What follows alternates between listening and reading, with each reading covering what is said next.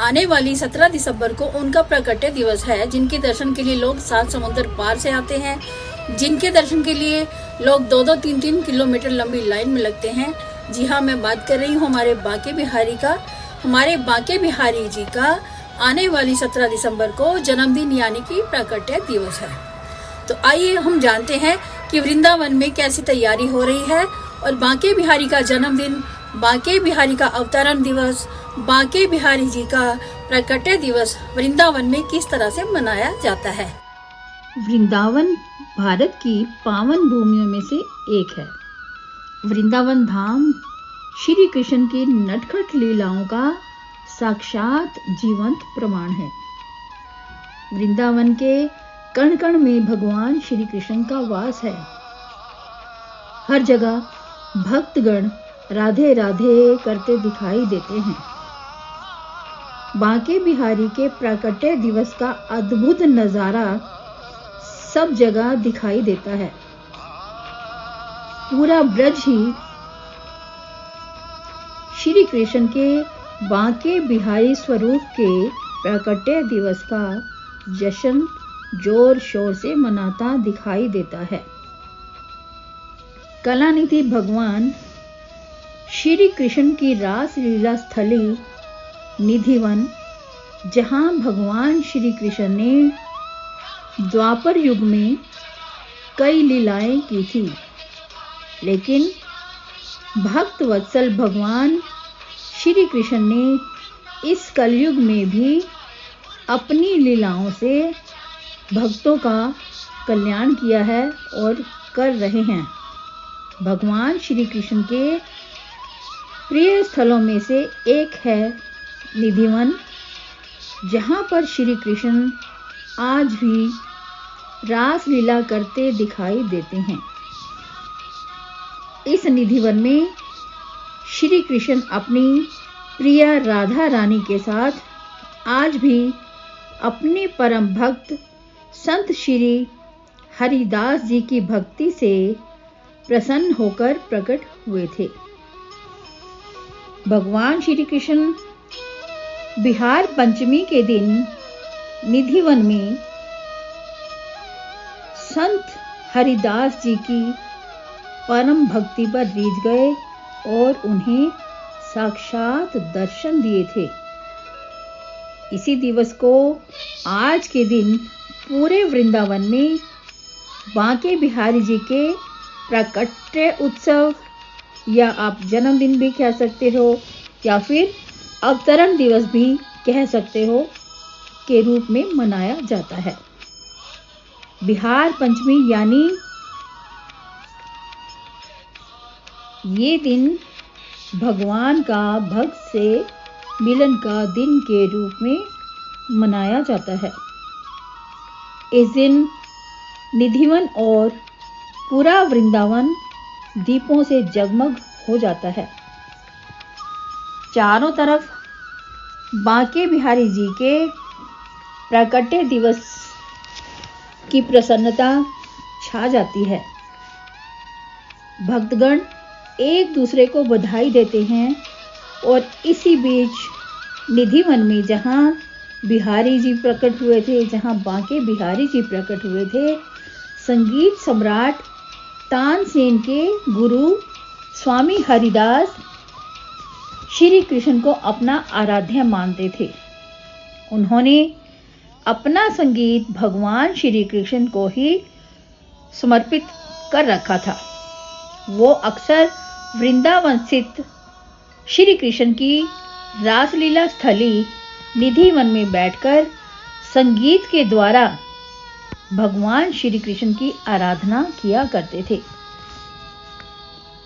जब भी स्वामी हरिदास श्री कृष्ण जी की भक्ति में लीन होते तो श्री कृष्ण उन्हें दर्शन देते थे।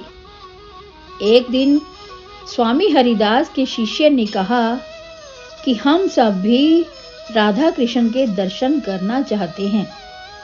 हम भी राधा कृष्ण को दुलार करना चाहते हैं। उनकी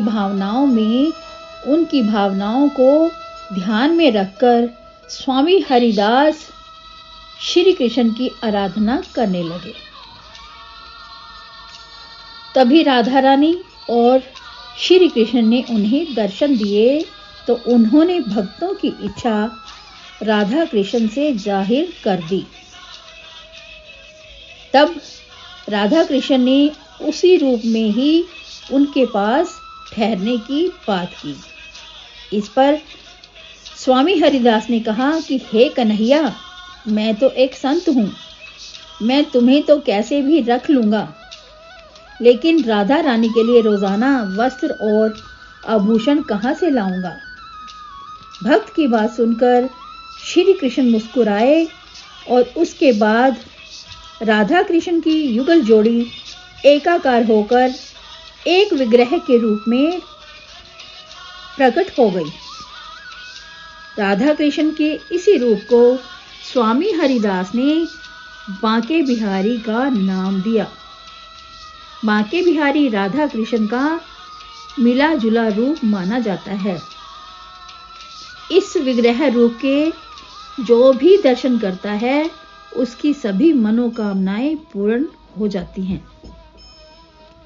स्वामी हरिदास ने कुछ दिन तो निधिवन में ही बांके बिहारी जी की पूजा अर्चना की।